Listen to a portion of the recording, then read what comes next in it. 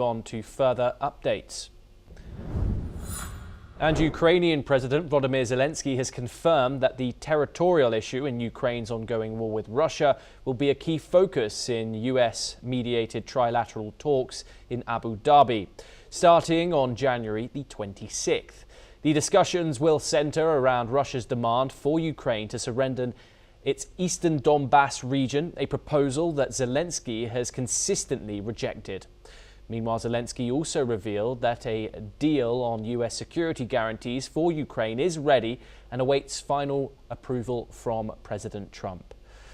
Zelenskyy also dismissed the idea of using frozen Russian assets for reconstruction in Ukraine, calling it nonsense. Professor Toleraya joins us once again. Of course, this is a huge development today that we are finally getting a trilateral meeting, one of significance hopefully this time, unlike the previous ones that we've seen in Istanbul over the past year or so. Do you expect a high-level delegation to be present in Abu Dhabi in the next week? Well, we have now just the talks, which started very, I would say, spontaneously. That was decided only this night. And today they start talking. This is something unprecedented in world history and in diplomatic history, at least for modernity, because you need some time to form the delegation and send it. So let's wait for the first outcome. And as for the overall idea of using frozen Russian assets, I think that President Putin said that he can accept or suggest using part of assets for the reconstruction of Palestine territory, of Gaza territory, not Ukraine.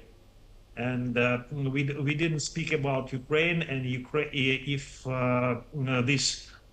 these assets can be used for restoration of the former Ukrainian territory, which is now Russia, then it could be a very welcome development. However, we are speaking only so far about the assets frozen in the US, and they're not so big. They're, I think, about $5 billion. That's a big sum, but it's just a fraction of what was frozen in the West of Russian assets. So this is just a very symbolic gesture, but not a solution. And security guarantees, another focal point when it comes to these negotiations.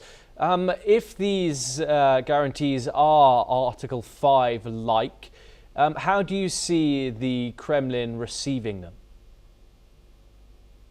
Well, as far as I understand, for Russia, the red line is any presence of foreign troops in Ukraine. Which is absolutely not acceptable.